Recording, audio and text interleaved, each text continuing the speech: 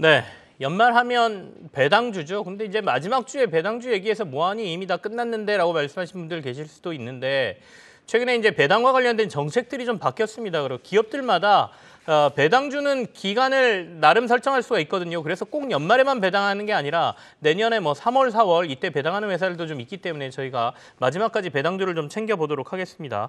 신한투자증권의 이정빈 연구원과 함께 얘기 나눠보죠. 어서 오십시오. 예, 안녕하십니까. 어떻습니까? 뭐 연말인데 너무 늦은 것 아니냐 제가 그런 네. 얘기도 꺼냈는데 이정빈 연구원께서는 어떻게 보세요? 올해 배당 수익률은 어느 정도나 나올 걸로 예상하고 계세요?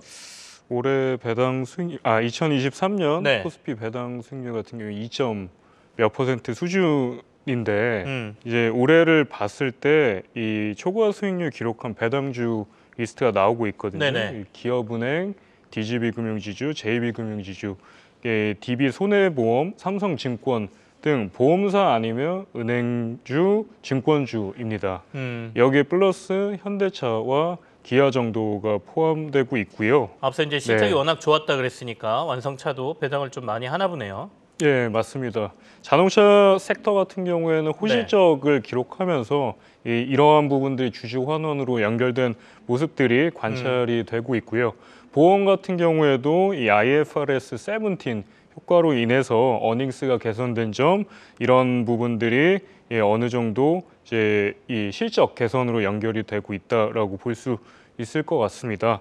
그래서 이 증권사도 거래 대금이 올해 커지다 보니까 이 실적에 대한 상향 조정으로 연결이 되었고 이런 부분들이 이 고배당이라는 메리트가 양호한 주가 수익률로 이어졌다라고 볼 수 있을 것 같습니다.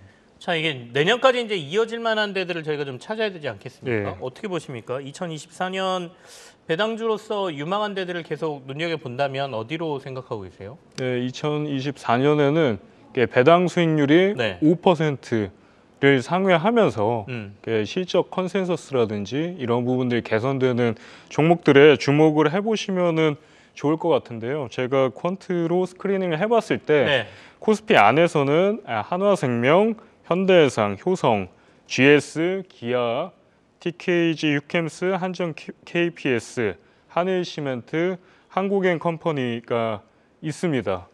예, 코스피에서는 그렇고요. 한편 코스닥에서는 메가스터디 교육이랑 리노공업 등이 있고요. 특히 리노공업 같은 경우에는 펀더멘탈이 굉장히 좋은 종목입니다.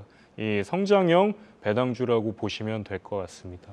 지금 말씀하신 거는 이제 퀀트, 그러니까 데이터를 통해서 2023년과 관련된 기업들을 뽑았고 여기가 이제 2024년에도 이런 배당 성향이 유지될 가능성이 높다 이렇게 보시는 거죠? 예, 맞습니다. 네. 자, 그러면 결국엔 배당이라고 하는 거는 기업들의 실적하고 연결이 돼 있거든요. 그래서 2023년도 국내 기업들의 실적, 분기 이익 이런 거 한번 살펴볼 필요가 있겠습니다. 류용민 캐스터가 준비하고 있습니다.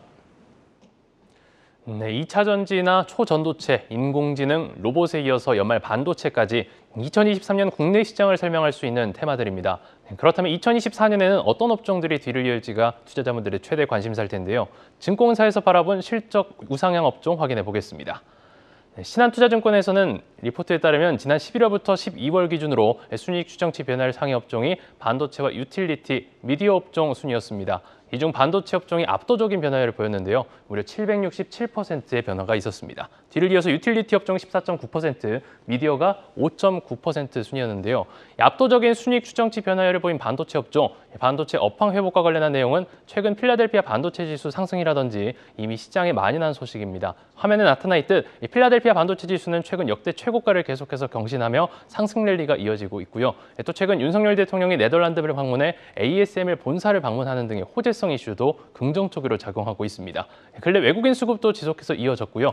여기 온디바이스 AI 기능이 탑재된 스마트폰 신제품이 1월부터 대거 출시될 것으로 예상돼 최근 D램과 낸드의 패닉 바잉 현상이 나타난 점도 반도체 업종의 순이익 추정치 변화율이 크게 작용했습니다. 그렇다면 반도체 업종 내에서 순이익 추정치 변화율이 가장 크게 나타난 기업은 어떤 곳일까요? 삼성전자의 변화율이 가장 크게 나타났습니다. 증권가에서는 재고 소진과 함께 가격 상승 탄력이 강해지는 업황이 펼쳐질 것으로 예상되는 가운데 이 삼성전자를 중심으로 한 업황 개선을 기대했습니다. D램과 낸드의 가격 상승과 전방 수요 증가가 예상되는 데다 디스플레이와 가전 부문의 실적 개선, 반도체 부문의 적자 축소가 예상돼 2023년 순이익 추정치가 24.9%가량 증가했습니다. 뒤를 이어서는 리노공업과 한미반도체 순으로 변화가 컸는데요. 그럼 두 번째로 변화율이 컸던 유틸리티 업종도 살펴보겠습니다. 최근 기준금리 인하 기대감도 커지고 미 IRA 생산세액 공제와 관련한 수혜 기대감도 커지면서 태양광이나 풍력에너지와 같은 신재생 에너지주들에 대한 긍정적인 전망이 이어지고 있죠. 주가도 상승세를 보이고 있는데요. 이러한 시장 분위기 속 유틸리티 업종은 최근 14.9%의 높은 순이익 추정치 변화율을 나타냈습니다. 유틸리티 업종 내 순이익 추정치 변화율이 가장 컸던 기업은 어떤 곳일까요? 유틸리티 업종 내에서는 대장주 중 하나죠. 한국전력의 변화율이 가장 컸습니다. 한국전력은 2023년 3분기에 전년 대비 23.8% 증가한 매출 24조 5천억 원, 영업이익도 2조 원가량을 기록해 10개 분기 만에 흑자 전환에 성공한 바 있는데요. 전력 판매량과 판매 단가 상승이 실적 추정치 상향의 주 요인으로 분석되는 가운데 2023년엔 손실폭을 줄이고 2024년 흑자 전환이 기대되고 있습니다. 14.7%의 순이익 추정치 변화가 있었고요. 이외 한전 KPS나 한전기술, 한국가스공사 등은 마이너스 변화를 보였습니다. 이어서 마지막 미디어 업종도 살펴보겠습니다. 최근 YG엔터의 블랙핑크 멤버 전원 재계약 소식, 비록 2024년에는 블랙핑크 완전체 휴식기가 예상되지만 재계약 관련 불확실성이 해소된 점은 긍정적으로 작용했습니다. 또 하이브는 BTS 멤버 4인의 군입대 소식으로 군 문제와 관련한 불확실성을 해소했는데요. 최근 엔터 업종의 앨범 피크아웃 우려도 있었지만 실제로 관세청이 발표한 공식 데이터에서도 시장의 우려와 다르게 양호한 수준이 나타나면서 업황에 대한 시장의 긍정적인 시각은 지속돼 왔습니다. 그럼 미디어 업종 내에서 순이익 추정치 변화율이 가장 컸던 기업은 어떤 곳일까요? 미디어 업종에서는 SM의 변화가 가장 컸습니다. 21.7%의 변화로 경쟁사 대비 압도적인 모습을 보였는데요. 증권가에서는 연말부터 에스파나 라이즈를 시작으로 미국 진출이 본격화되는 데다 고연차 IP 비중이 높은 SM의 경우 세 팀의 신인들의 데뷔와 같은 저연차 IP 성장을 통해서 유의미한 성장이 기대된다고 전망했습니다. 이러한 전망들 속에서 유의미한 변화율이 나타난 것으로 보이는데 뒤를 이어서 하이브도 소폭의 변화가 나타났습니다. 정리를 해보면 지난 11월에서 12월 반도체는 삼성전자, 유틸리티는 한국전력, 미디어 업종에서는 SM이 2023년 순이익 추정치 변화가 가장 큰 것으로 나타났는데요. 연말 집계된 수치로 변경된 추정치들인 만큼 2024년에도 흐름이 이어질 것으로 기대되니까 투자에 참고하시면 좋을 것 같습니다. 계속해서 시장을 주도한 업종이 될지 추이도 함께 지켜보시면 좋을 것 같습니다. 네, 2024년 저희가 전체적인 전망을 보려면 기업들의 이익이 어떻게 변해왔는지 그리고 시장의 컨센서스가 어떻게 변했는지를 좀 자세히 살펴볼 필요가 있겠습니다. 방금 전에 브리핑을 들었는데 이정민 연구원과 한번 다시 꼼꼼히 한번 살펴보죠. 2023년도에 기업들의 이익, 순이익 이런 것들의 변화를 좀 분기별로 살펴볼 필요가 있을 것 같아요. 네, 맞습니다. 그래서 분기별로 한번 뜯어봤습니다.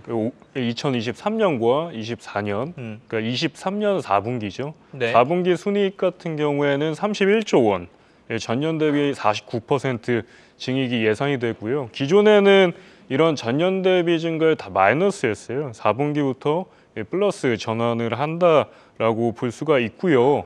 전반적으로 2024년 1분기부터 실적 개선세가 나타납니다.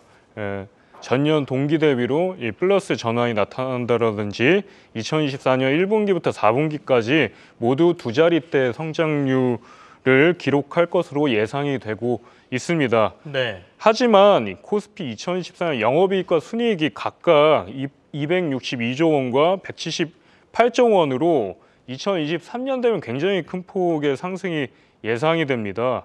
그러나 이제 실적 달성 가능성은 조금 낮다라고 판단을 하고 있는데요.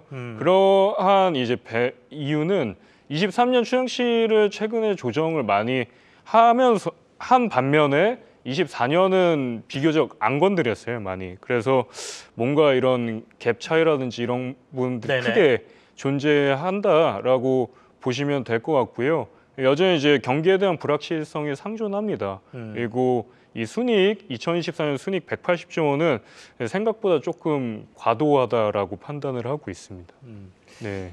중요한 건 이제 전체 시장에 대한 컨센서스도 중요한데 개별적으로 업종별로 이제 온도차가 확 날 수도 있지 않습니까? 예, 그래서 2024년도를 볼 때 이 컨센서스의 변화율이 좀 확 늘어나는데 그러니까 더 좋아질 거다라고 막 이렇게 변경하는 곳 이런 네. 데들은 어디가 있고 또 반대로 좀 컨센서스가 악화되는 기업들은 어디가 있는지 좀 알고 싶네요. 네, 그 컨센서스가 좋아지고 있는 양대 산맥 섹터는 아까 이제 자료에서 보셨지만 이 유틸리티랑 반도체라고 볼 수 있을 것 같고요. 네.